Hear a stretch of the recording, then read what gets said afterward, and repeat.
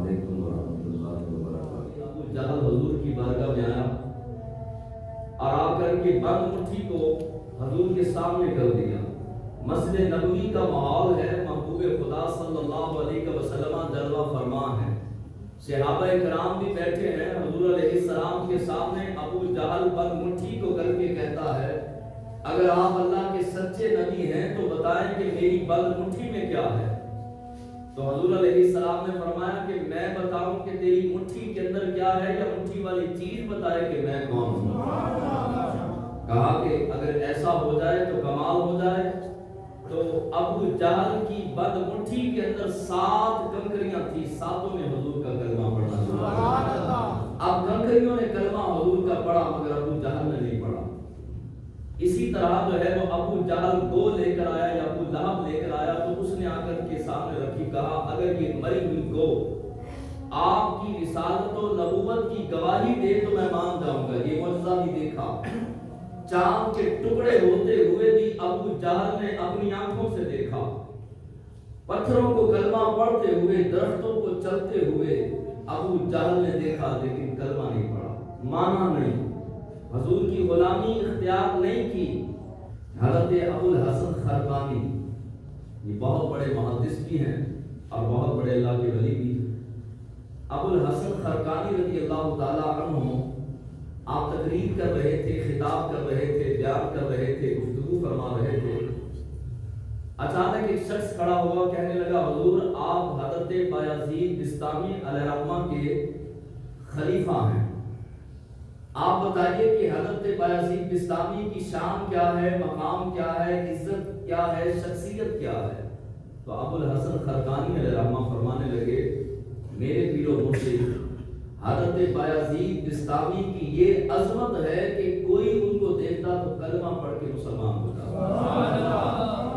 اب یہ بات تو مرید کے لیے تو قابل اعتماد ہے، لیکن بعض لوگ جو ہے وہ ہر چیز کو عقل کے ترازو میں تولنے کی کوشش کرتے ہیں اور عقل کے آئینے کے اندر رہ کر جو ہے وہ اولیاء کی اور انبیاء اکرام کی ذات والا شان کو تول کر اپنی عقل کے مطابق کرنا چاہتے ہیں۔ لیکن یاد رکھنا چاہیے ہماری عقل کا ترازو سنار کی تکڑی ہے، سنار کی سنیارے کی تکڑی کے اندر تولے ماشے تولے جا سکتے ہیں، لیکن منو ٹنوں کا حساب سنیارے کی تکڑی پر میزان پر نہیں ہو سکتا۔ ہماری عقلیں چھوٹی ہیں، اولیاء کے وجود بڑے ہیں، ہماری عقلیں چھوٹی ہیں، انبیاء اکرام علیہ السلام کے وجود اور ان کے انوار و تجلیات اور برکات یہ ہماری عقلوں سے بہت آگے کی بات ہے۔ اب وہ شخص کھڑا ہوا، کہنے لگا جناب میں تو یہ بات نہیں مانتا، یہ کیسے ہو سکتا ہے کہ بایزید بستامی علیہ الرحمہ کا کوئی چہرہ دیکھے کلمہ پڑھ کے مسلمان ہو جائے؟ بھلا یہ کوئی بات ہے؟ آپ کتنی عجیب بات کر رہے ہیں کہ یہ نہیں ہو سکتا، دلیل میرے پاس ہے۔ وہ شخص کہنے لگا میرے پاس دلیل ہے۔ ابو الحسن خرقانی نے فرمایا دلیل دے۔ کہنے لگا کہ میرے پاس دلیل یہ ہے کہ ابو جہل نے حضور کا چہرہ دیکھا، کلمہ نہیں پڑھا، تو یہ کیسے ہو سکتا ہے کہ کوئی کافر کلمہ پڑھے بایزید بستامی کا چہرہ دیکھ کے؟ جب مصطفیٰ کا چہرہ دیکھ کر ابو لہب نے کلمہ نہیں پڑھا، عتبہ نے کلمہ نہیں پڑھا، شیبہ نے کلمہ نہیں پڑھا، ابو جہل نے کلمہ نہیں پڑھا، تو بایزید بستامی کا چہرہ کہاں، رسول اللہ کا چہرہ کہاں؟ اب دلیل تو اس کی مضبوط تھی، لیکن سامنے بھی ابو الحسن خرقانی بیٹھے، سبحان اللہ۔ آپ مسکرا کے بولے، فرمایا اللہ کی قسم ابو جہل نے محمد الرسول اللہ کو نہیں دیکھا۔ آپ نے منبر پر بیٹھ کر قسم فرما لی۔ جب قسم فرمائی ابو الحسن خرقانی علیہ الرحمہ نے تو وہ کہنے لگا حضرت یہ کیسی بات کر رہے ہیں، آپ منبر رسول پر بیٹھے ہیں اور آپ ایک عالم باعمل ہیں، محدث ہیں، مفسر ہیں، بہت بڑی شان ہے آپ کی، آپ کو نہیں پتا کہ ابو جہل چچا تھا؟ ابو جہل چچا تھا، گھر بھی ساتھ ساتھ تھے، قریب قریب تھے، ہزاروں مرتبہ ابو جہل نے رسول اللہ کو دیکھا، آپ کہتے ہیں کہ کبھی نہیں دیکھا۔ فرمایا میں اللہ کی قسم کھاتا ہوں، میں چٹی داڑھی کے ساتھ قسم کھا کے منبر رسول پر بیٹھ کر کہتا ہوں ابو جہل نے محمد رسول اللہ کو نہیں دیکھا۔ کہا کہ پھر آپ بتائیے کہ کس کو دیکھا؟ فرمایا کہ ابو جہل نے محمد بن عبداللہ کو تو دیکھا، محمد رسول اللہ کو نہیں دیکھا۔ اس نے ہمیشہ بغض و اناد کی دشمنی کی عینک لگا کر رسول اللہ کو دیکھا۔ کبھی وہ رسول اللہ کی نظر سے حضور کو دیکھتا تو کلمہ پڑھ کے مسلمان ہو جاتا۔ یہ آج بھی جو ہے وہ عادات ہیں، لوگوں کے اندر یہ چیزیں موجود ہیں۔ صحابہ اکرام کو مقابلہ کروا کے دیکھا، کبھی صدیق کی صداقت کے ساتھ دیکھا ہوتا تو کبھی بھی صدیق اکبر کے خلاف نہ کوئی ایک لفظ بولا جاتا نہ سنا جاتا۔ اللہ اکبر۔ حضور فرماتے ہیں کہ میں نے جس کے سامنے اسلام پیش کیا، جس کو بھی اسلام کی دعوت دی، اس نے مجھ سے دلیل مانگی، اس نے معجزہ طلب کیا۔ پوری کائنات میں واحد ایک شخص ابو بکر صدیق ایسا تھا جس کے سامنے میں نے اسلام کی دعوت پیش کی تو اس نے بغیر دلیل کے ہی کلمہ پڑھا، مسلمان۔ سبحان اللہ۔ میری غلامی اس نے بغیر دلیل کے قبول کی ہے۔ ابو بکر کی وہ ذات ہے کہ جس کے بارے میں اللہ کے حبیب علیہ السلام نے 181 احادیث کے اندر حضرت ابو بکر کی شان اور عظمت اور مقام بیان کیا، اور کم و بیش 24 آیات مبارکہ کے اندر قرآن کے اندر اللہ تبارک و تعالیٰ نے صدیق اکبر کی صداقت کے بیان کو ارشاد فرمایا۔ سبحان اللہ۔ اب بتاؤ یارو، جس کی شان اللہ بیان کرے، جس کی شان رب العالمین بیان کرے، جس کی شان رحمت للعالمین بیان کرے، اور کوئی چوڑا چمار اٹھ کے صدیق اکبر کو بھونکے تو اس کی بھونک پر نہیں جانا چاہیے، رب کے قرآن پہ جانا چاہیے یا مصطفیٰ کے فرمان پہ۔ سبحان اللہ۔ صدیق اکبر رضی اللہ تعالیٰ عنہ کی سخاوت دیکھیے۔ جس دن آپ نے کلمہ پڑھا، آج تو 4 پیسے مسجد کو دیتے ہوئے دل گھبراتا ہے، حالات خراب ہو جائیں، کاروباری مسائل بن جائیں یا کاروبار ٹھپ ہونا شروع ہو جائے، کم ہونا شروع ہو جائے، تو ہم کافی پینسل نکال کے سب سے پہلے مدرسے کو جو ماہانہ فنڈ جاتا ہے یا مسجد کو جو ماہانہ فنڈ جاتا ہے اس کو خارج کرتے ہیں۔ اس کی وجہ سے ہمارا خرچہ بڑھ رہا ہے۔ کسی غریب کا ماہانہ لگایا تو اس کو بھی آؤٹ کر دو، کیونکہ حالات ٹھیک نہیں، کاروبار ٹھیک نہیں۔ جہاں سے برکت آنی تھی، جہاں سے رزق میں اضافہ ہونا تھا، وہ دروازے ہم خود سب سے پہلے بند کرتے ہیں، اور پھر ہمارے پاس آ کر وظیفے پوچھتے ہیں کہ جناب بتائیں کوئی وظیفہ، کاروبار نہیں چل رہا۔ جب دروازے رحمتوں کے، رزق کے، برکت کے ہم نے اپنے لیے خود بند کر دیے تو پھر تعویذ اور وظیفے کیا کام دیں گے؟ صدیق اکبر کی صداقت اور آپ کی سخاوت دیکھیں۔ آپ نے جس دن کلمہ پڑھا 40,000 سونے کی اشرفیاں آپ کے گھر میں تھی۔ آپ گھر گئے، کلمہ پڑھا، 40,000 سونے کی اشرفیاں آج کا کروڑوں روپیہ بنتا ہے، لا کر کے مصطفیٰ رحمت کے قدموں میں رکھ دی۔ کہا یا رسول اللہ صلی اللہ علیہ وسلم، یہ 40,000 سونے کی اشرفیاں میری طرف سے اسلام کے لیے حاضر ہیں۔ یہ ہے کلمہ پڑھنے کے بعد انسان سوچو بچار میں رہے، کشمکش میں رہے، ڈاواں ڈول رہے، اور مسجد کو 100 روپیہ دیتے ہوئے بھی گھبرائے تو پھر اس نے کلمہ کیا پڑھا؟ صدیق اکبر ساری زندگی کی جمع پونجی لے کر آ گئے، آ کے کہا یا رسول اللہ یہی 40,000 سونے کی اشرفیاں ہیں، اسلام کے لیے لایا ہوں، قبول کیجیے۔ اور پھر ہجرت کی رات، آپ کی بیٹیاں بھی گھر، بوڑھا باپ بھی گھر میں ہے، جوان بیٹیاں بھی گھر کے اندر ہیں، اور کمانے والے بھی آپ ہی ہیں۔ ہجرت کی رات جب مکہ المکرمہ سے حضور کے ساتھ مدینے جانا تھا تو 4,000 دینار گھر کے اندر پڑے تھے، 4,000 کے 4,000 بھی دیے اور رسول اللہ صلی اللہ علیہ وسلم کی بارگاہ میں پیش کر دیے۔ اب جب گھر سے نکلنے لگے تو حضرت اسما نے آپ کا دامن پکڑا، کہا ابا جان یہ 4,000 دینار ہیں، آپ سارے کے سارے لے کر جا رہے ہیں، ہمارا کیا بنے گا؟ اولاد تو سب کو پیاری ہوتی ہے، اولاد تو سانچی ہوتی ہے، بیٹیوں سے بھی محبت ہوتی ہے، بیٹوں سے بھی محبت ہوتی ہے۔ کیا صدیق اکبر کو اولاد سے محبت نہیں تھی؟ ہم جو ہے وہ کہتے ہیں کہ ہم اولاد کے لیے حرام حلال کر رہے ہیں، ہم اخراجات کے لیے جو ہے وہ مسجد و مدرسہ یا دین اسلام کی خدمت نہیں کرتے کیونکہ بچوں کی خدمت کر رہے ہیں۔ صدیق اکبر کے بچے نہیں تھے، بیٹی نے دامن پکڑا، پکڑ کے کہا ابا جان گھر آپ کچھ بھی نہیں چھوڑ کے جا رہے، کچھ تو چھوڑ جائیں تاکہ ہم صبح کا کھانا کھا سکیں۔ تو تو صدیق اکبر رضی اللہ تعالیٰ عنہ نے کہا کہ جس رب کے لیے میں کر رہا ہوں وہ رب تمہیں کبھی بھوکا نہیں رہے۔ اللہ پر توکل اور یقین کامل کے ساتھ 4000 دینار لیا، حضور کی بارگاہ میں جا کر کے پیش کر دیا۔ سنی اگلی کہانی، میں اور آپ سکے عاشق رسول ہیں، صرف ہمارے دعوے جھوٹے دعوے، اور بالکل ہم اپنے دعوے عشق کے اندر جھوٹے اور کذاب ہیں۔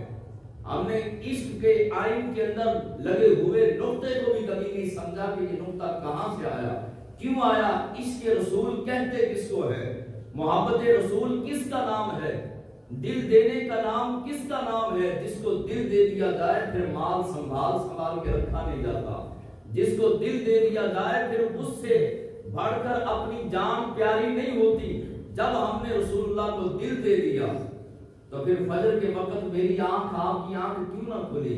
جب ہم نے اللہ اور اس کے رسول کو دل دے دیا تو پھر مال ہمیں اپنے دین سے زیادہ پیارا کب سے ہونے لگا؟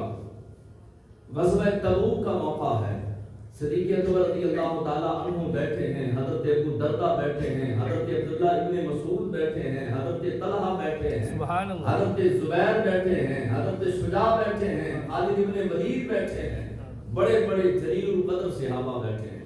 حضور علیہ السلام نے اپنی چادر پکڑی، آج ہم مسجد کے لیے فنڈ مانگ رہے ہیں تو کہتے جی مولانا تو ہر مرتبہ ہی اعلان کرتے رہتے ہیں۔ آپ سنیے رسول اللہ صلی اللہ علیہ وسلم کا انداز گفتگو، آپ نے چادر بچھائی، چادر بچھا کے فرمایا تمہارے مال کی اسلام کو لوڑ پڑ گئی، تمہارے جو ہے وہ مال کی اسلام کو ضرورت پڑ گئی، آؤ اور اپنا مال لے کر آؤ، اسلام کو دو۔ اب سارے صحابہ نے دوڑیں لگا دی، ہماری طرح سوچو بچار میں نہیں پڑے کہ 25,000 دینا ہے تو جناب 10,000 یا 5,000 تو وہ بھی ایک ماہ کے بعد سوچ سمجھ کے دیں گے، اور جو ہے وہ وعدہ کر کے اس کے بعد کبھی پلٹ کے بھی نہیں دیکھنا کہ نہیں دینا تو کم از کم مل تو دو۔ مسجد کے لیے ہم فنڈ اکٹھا کرتے ہیں تو بعض لوگ 5,000 کا وعدہ بھی اللہ کو دینے کا کر رہے ہیں، ایک ماہ کے بعد دیں گے جناب 5,000 روپے۔ میں نے کہا بہت بڑا احسان کر رہے ہیں، یہ 5,000 رکھو اپنے پاس، خالق ذوالجلال ان اللہ علی کل شیء قدیر ہے، وہ چاہے تو میرے اور تیرے بغیر بھی اپنا گھر بنوا سکتا ہے۔ حضرت ابو بکر صدیق رضی اللہ تعالیٰ عنہ گھر گئے، سارے کا سارا مال دیا۔ آپ سے پہلے حضرت عمر گئے، حضرت عمر نے سارے گھر کے 2 حصے کیے، مال کے 2 حصے کیے۔ اگر برتن 4 تھے 2 گھر کے لیے رکھے، 2 اسلام کے لیے نکالے۔ گھر کے 2 توے تھے، 1 توا گھر کے لیے رکھا، 1 اسلام کے لیے۔ ہر چیز کے 2 حصے کیے اور 1 حصہ اسلام کے لیے، بہت ڈھیر سارا مال لے کر حضور کی بارگاہ میں آئے۔ آپ دل میں سوچ رہے تھے کہ آج ابو بکر صدیق سے نیکیوں میں آگے بڑھ جاؤں گا، ہر مرتبہ اول درجہ پہلا نمبر صدیق اکبر کا ہوتا ہے، لیکن آج نیکیوں میں پہلا نمبر میرا ہوگا کیونکہ میں مال ڈھیر سارا لے کر آیا۔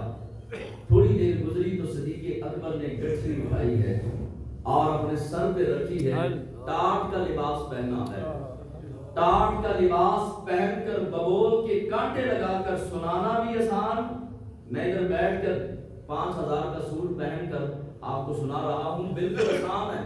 منبر پہ بیٹھ کے سپیکر کے سامنے تقریر کرنا کوئی مشکل کام ہے اور آپ سکون سے سن رہے ہیں۔ اندازہ لگائیے جو امیر و کبیر شخص تھا، انتہائی جو ہے وہ امیر تاجر تھا، مکے کا مشہور تاجر اور امیر اور کبیر اور اپنے قبیلے کا سردار تھا، اسلام قبول کیا، کلمہ پڑھا، حضور کے دامن کے ساتھ آئے، دامن کے ساتھ لگے تو حالات کیا ہوئے کہ اسلام نے لباس بھی، تن کا لباس بھی دے دیا، تن کا لباس بھی اتار کے اسلام کے لیے پیش کر دیا، ٹاٹ کا لباس پہنا، بگول کے کانٹے لگائے، گٹھی سر پہ اٹھائی۔ یہ مکے کا وہ تاجر تھا جس کو ملنے کے لیے دوسرے ملکوں سے، روم سے، مصر سے، ایران سے بڑے بڑے تاجر ملنے آتے تھے کہ مکے کا بہت بڑا تاجر ہے، ہم اس کو ملنے آئے ہیں، اتنا بڑا تاجر صدیق اکبر۔ اور اب حالات کیسے ہیں کہ بغور کے کانٹے بٹن بھی نہیں ہیں، اللہ کے حبیب علیہ السلام کی بارگاہ میں بھی پہنچے نہیں تھے کہ صدیق اکبر رضی اللہ تعالیٰ عنہ کی حاضر نہیں ہوئے کہ جبریل کے پروں کے پھڑپھڑانے کی آواز آنے لگی۔ اللہ کے حبیب علیہ السلام نے دیکھا کہ جبریل علیہ السلام نے ببول کے کانٹے لگا کر ٹاٹ کا لباس پہنا ہے۔ اللہ کے محبوب علیہ السلام نے پوچھا کہ جبریل آج تجھے کیا ہوا؟ تو نوری ہے، اس کے باوجود تو نے ببول کے کانٹے لگا کر ٹاٹ کا لباس کیوں پہنا؟ عرض کیا کہ یا رسول اللہ صلی اللہ علیہ وسلم، ابو بکر گھر گئے، سارے کا سارا مال لیا، جس توے پر ان کی زوجہ روٹیاں بناتی تھی وہ توا بھی انہوں نے گٹھری کے اندر رکھ لیا، ایک پیالہ، ایک برتن، ایک کپڑا، ایک چیز، ایک چادر بھی گھر نہ چھوڑی، اور سارے کا سارا مال لے آئے، اپنے کپڑے بھی اتار کے اسلام کے لیے دے دیے۔ رب کو یہ ادا اتنی پسند آئی کہ خالق کائنات نے عرش کے تمام فرشتوں میں اعلان کیا کہ سارے نوری آج صدیق اکبر والا لباس پہنے، سارے کے سارے نوری آج عرش کے سارے فرشتے سارے کے سارے صدیق اکبر والا لباس پہنے۔ آج عرش کے تمام باسیوں نے صدیق اکبر رضی اللہ تعالی عنہ والا لباس پہن رکھا۔ حضور علیہ السلام نے جب گٹھری دیکھی ایک سوال کیا۔ اب سوال دیکھیے اللہ کے حبیب علیہ السلام کا، کوئی مال لائے، ہمیں کوئی پیسے دے کہ جناب یہ اسلام کے لیے ہیں تو ہم پوچھتے ہیں یہ کیا ہے، کتنے ہیں، لیکن حضور کا سوال دیکھیے، کہا ماں اب قیت لی اہلی کا، آنے والے ابو بکر یہ بتا گھر والوں کے لیے کیا چھوڑا ہے۔ اب یہ تو نہیں پوچھا جاتا کہ جناب آپ کا بینک بیلنس کتنا ہے، گھر میں کتنے ہیں، یہ پوچھا جاتا ہے کہ آپ نے اسلام کو یا مجھے کتنے دیے۔ لیکن یہاں پر سوال کیا ہو رہا ہے کہ ماں اب قیتا لی اہلی کا بتا ابو بکر کہ تم نے گھر کیا چھوڑا۔ حضرت ابو بکر صدیق مسکرائے اور مسکرا کے کہنے لگے کہ میرے لیے اللہ اور اس کا رسول ہی کافی ہے۔ رضی اللہ تعالیٰ عنہ نے، آج لوگ جو ہے وہ گاڑیوں پہ سٹیکر لگاتے ہیں، جگہ جگہ پر یہ چیخ چیخ کے کہتے ہیں میرے لیے اللہ ہی کافی ہے۔ میں نے کہا تیرے لیے اللہ ہی کافی ہے۔ صدیق اکبر کا تو یہ عقیدہ تھا اور یہ عقیدہ بیان کیا کہ میرے لیے اللہ بھی اور اللہ کے رسول ہی کافی ہے۔ ساری زندگی انسان لا الہ الا اللہ پڑھتا رہے اور کہے میرے لیے اللہ ہی کافی ہے، اس وقت تک اہل ایمان کی صف کے اندر نہیں آ سکتا جب تک وہ محمد رسول اللہ، جب تک حضور کو نہ مانا جائے اور حضور کی نہ مانی جائے تو انسان کسی شمارے کے اندر نہیں آتا۔ تو اللہ ہی کافی ہوتا تو صدیق اکبر رسول اللہ کی بارگاہ میں بیٹھ کے، یہ ترمذی کی حدیث ہے، ترمذی کے لفظ ہیں کہ صدیق اکبر نے کہا کہ میرے لیے اللہ اور اس کا رسول ہی کافی ہے، یعنی کہ اس کا ترجمہ میں کر رہا ہوں۔ صدیق اکبر رضی اللہ تعالیٰ عنہ کی سخاوت کا یہ عالم ہے کہ ہر چیز اسلام پہ لٹا دی۔ اب جب لٹا دی تو پھر مقام کیا ملا، خودی کو کر بلند اتنا، ہر تقدیر سے پہلے خدا بندے سے خود پوچھے بتا تیری رضا کیا ہے۔ یہ مقام، یہ عظمت، یہ شان، یہ بلندی مل جائے کہ رب رب ہو کر پوچھے کہ بندے بتا اب تو کیا چاہتا ہے، اس مقام پر فائد ہو گئے صدیق اکبر رضی اللہ تعالیٰ عنہ۔ حضرت ابو بکر صدیق رضی اللہ تعالیٰ عنہ ابھی بیٹھے تھے، جبریل علیہ السلام نے اللہ کے محبوب علیہ السلام کی بارگاہ میں سلام کیا، رب کا سلام دیا اور کہا کہ یا رسول اللہ صلی اللہ علیہ وسلم رب کا پیغام سنیے۔ رب نے پیغام دیا ہے کہ صدیق اکبر سے محبوب آپ پوچھئے کہ یہ اس حال میں بھی ہم سے راضی ہے یا نہیں راضی۔ اب رب جسے پوچھے، پیر پوچھ رہے کسی سے، پیر و مرشد پوچھ رہے بتا میرے مریدہ تو ہم سے راضی ہے کہ نہیں راضی، تو وہ مرید تو اس کی تو روح بھی مدد کرے گی، وہ تو رقص کرنا شروع ہو جائے گا کہ میری جو ہے وہ خوشیوں کی معراج کہ میرے پیر نے یہ پوچھا کہ تم مجھ سے راضی ہے۔ حالانکہ جو ہے وہ مجھے پوچھنا چاہیے تھا پیر و مرشد سے کہ جناب آپ مجھ سے راضی ہیں۔ پیر کا انداز دیکھیے، اور ایک شخص آیا کہنے لگا جی میں نے پیر تو پکڑا لیکن پیر کامل نہیں تھا۔ میں نے کہا کیوں؟ کہنے لگا کہ میں نے پیر صاحب سے پوچھ کے باہر جانے کے پیسے جمع کروائے لیکن پھر بھی مجھ سے دھوکہ ہو گیا۔ جس پیر کو یہ نہیں پتا کہ یہ دھوکہ والا معاملہ ہے، مجھے منع کر دیتے تو میں نے اس لیے بیعت توڑ دی۔ یعنی کہ نہ پیر کو پتا ہے کہ مرید کس لیے کر رہا ہے، نہ مرید کو پتا ہے کہ پیری ہوتی کس لیے ہے۔ لیکن قربان جائیں صدیق اکبر رضی اللہ تعالیٰ عنہ کے جب رب نے پوچھا اپنے محبوب کے ذریعے سے جبریل کے ہاتھ پیغام بھیج کر کہ محبوب آپ ابو بکر سے پوچھیں کہ یہ رب سے راضی ہے اس حال میں. آج تو تھوڑے سے حالات خراب ہو جائیں تو پیر کی قابلیت میں شک آنا شروع ہو جاتا ہے. ذرا سے حالات خراب ہو جائیں تو رب پر شکوے شکایتوں کی بچھاڑ کر دی جاتی ہے. لیکن قربان جائیں صدیق اکبر کے آنکھوں میں آنسو آئے, ہاتھ باندھ کے کہا فدا کا ابی و امی و قلبی و نفسی یا رسول اللہ, یا رسول اللہ میں بھی قربان, میری جان بھی قربان, میرے ماں باپ بھی آپ پر قربان, میں آپ سے سر سے لے کر پاؤں تک آپ سے بھی راضی ہوں اور اپنے رب سے بھی راضی ہوں.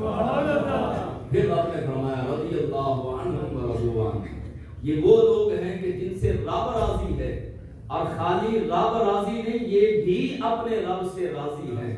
یہ وہ مقام والے, عزتوں والے, شرفوں والے لوگ ہیں, اور اتنی بلند شان جن کی ہو کہ 181 مرتبہ پوری کائنات کے مالک و مختار رب کی عطا سے وہ محبوب 181 مرتبہ جس بندے کی عظمت و شان بیان کرے, اور جس محبوب علیہ السلام کی زبان اقدس سے نکلے ہوئے لفظ حضور خود فرماتے ہیں میں اپنی مرضی سے نہیں بولتا, میری زبان سے جب بھی لفظ نکلتے ہیں تو میں رب کی مرضی سے ہی بولتا ہوں. اس محبوب نے کئی مرتبہ فرمایا ابو بکر فی الجنہ, ابو بکر تو جنتی ہے.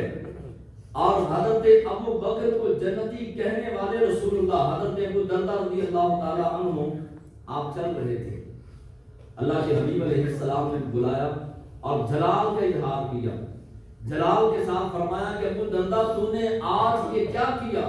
یا رسول اللہ کیا ہوا؟ فرمایا کہ تو آج میرے ابو بکر کے آگے آگے چل رہا تھا, تیری جرت کیسے ہوئی کہ تم میرے ابو بکر کے آگے آگے چلے اور اسے پیٹ کرے. اندازہ لگائیے کہ جس محبوب نے ایک صحابی کی پیٹ بھی ابو بکر کو برداشت نہ کی, تو سرے بیت بازاروں میں جو ابو بکر صدیق پر بھونکتے ہیں, جو جناب صدیق اکبر پر جو ہے وہ تبرہ بازی کرتے ہیں اور آپ کو برا بھلا کہتے ہیں, قیامت کے دن وہ کس منہ سے حوض کوثر پر جائیں گے اور قبر میں کس منہ سے رسول اللہ کی پہچان کریں گے. ابو دردہ بھی صحابی رسول, تو اللہ کے حبیب علیہ السلام نے فرمایا ابو دردہ یاد رکھ کسی پر نہ سورج چڑھا نہ غروب ہوا جو میرے ابو بکر سے افضل ہو, لہذا آج کے بعد ابو بکر کو پیٹ نہ کرنا. اگر تو چاہتا ہے کہ تجھ سے رب بھی راضی رہے, رب کا رسول بھی راضی رہے, تو میرے ابو بکر کو پیٹ نہ کرنا.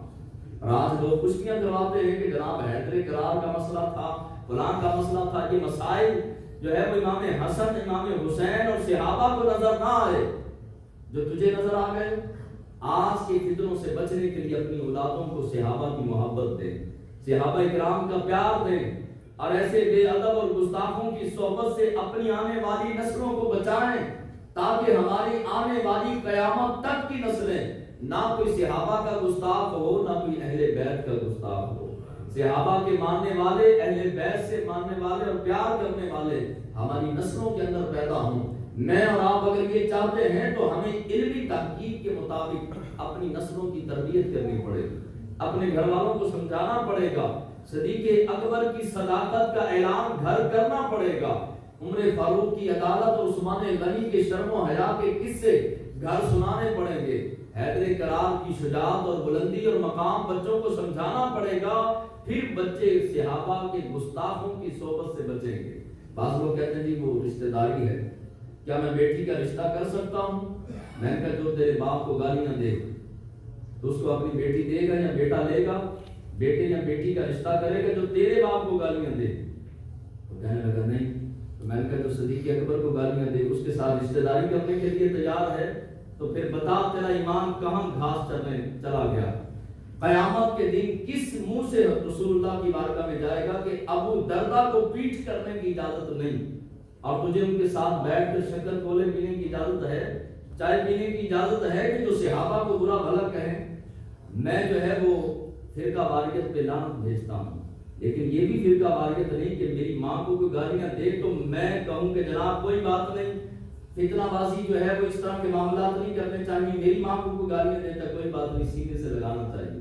لیکن بتاؤ کوئی سیدہ عائشہ صدیقہ کے بارے میں برے بھلے لفظ کہے اور پھر ہم اس کو کہیں کہ جناب فرقہ واریت میں نہیں پڑھنا چاہیے، تو پھر ایمان کی خیر بنانی چاہیے۔ حضرت ابوبکر صدیق وہ عظمت و شان کے مالک ہیں کہ حضور فرماتے ہیں کہ میں نے سب کے قرض اتار دی۔ حیدر کرار کا قرضہ اتارا فاطمہ الزہرا کا نکاح کر کے، عثمان غنی کا قرضہ اتارا 2 شہزادیوں کے یکے بعد دیگرے نکاح کر کے، حضرت عمر کا قرضہ اتارا عظمت و شان اور مقام دے کر اور رشتہ طلب کر کے، بہت سارے صحابہ کے اور بہت سارے جو ہے وہ جلیل القدر بزرگوں کے حضور علیہ السلام نے فرمایا کہ سب کے قرض اتار دیے، لیکن ابو بکر کا قرض نہیں اتارا۔ عرض کیا کہ یا رسول اللہ، پھر فرمایا کہ ابو بکر کا قرض قیامت کے دن رب ہی اتارے گا۔ اب امام جلال الدین سیوطی الشافعی نے لکھا کہ رب کیسے اتارے گا، رب قرض کیسے اتارے گا صدیق اکبر کا قیامت کے دن؟ خالق کائنات ساری امت کو بلائے گا، رب ذوالجلال سب کو بلا کر کے سب کو اپنا دیدار، جو اہل ایمان ہوں گے سب کو اپنا دیدار ایک ہی بار کروا دے گا۔ اب سب کو فرمایا جائے گا چلو بھی جاؤ، تمہارا کام ختم، جاؤ جنت کے اندر۔ جو اہل ایمان ہوں گے سب چلے جائیں گے دیدار الہی کرنے کے بعد جنت میں چلے جائیں گے، لیکن تنہائی میں رب صدیق اکبر کو بلائے گا، یعنی صدیق اکبر تنہا کو رب بلائے گا اور فرمائے گا کہ دنیا کے اندر میرے محبوب نے فرمایا تھا کہ میں نے اپنے صدیق کا ابو بکر کا قرض نہیں اتارا، ابو بکر آج تجھے تنے تنہا اکیلے کو اپنا دیدار کروا کے اپنے محبوب کا قرض اتارا۔ رب اس طرح سے قرض اتارے گا اکیلے صدیق اکبر کو قیامت کے دن رب اپنا دیدار کروائے گا۔ جس ذاتی والا شام کو رب اپنا دیدار پوری امت کے علاوہ سارے انبیاء، سارے رسول، سارے امت کو بھیج کے اللہ جس کو تنے تنہا دیدار کروائے گا، اس کی عظمت کا اندازہ کون لگا سکتا ہے، اس کی شان کا اندازہ کون لگا سکتا ہے؟ تو ہم صدیق اکبر کی صداقت کے بھی قائل ہیں، اور حیدر کرار شیر خدا اور اہل بیت کے در کے بھی نوکر اور غلام ہیں۔ اللہ نے اہل سنت و جماعت کو وہ عقیدہ خوبصورت عطا کیا ہے جو نہ کسی نبی کے گستاخ، نہ کسی رسول کے گستاخ، نہ کسی صحابی کے، نہ کسی تابعی کے، نہ کسی ولی کے، نہ اہل بیت کے کسی کے گستاخ اور بے ادب نہیں۔ اہل سنت کا خاصہ ہے، سر تا قدم اہل سنت کے اندر ادب ہی ادب ہے، عشق ہی عشق ہے۔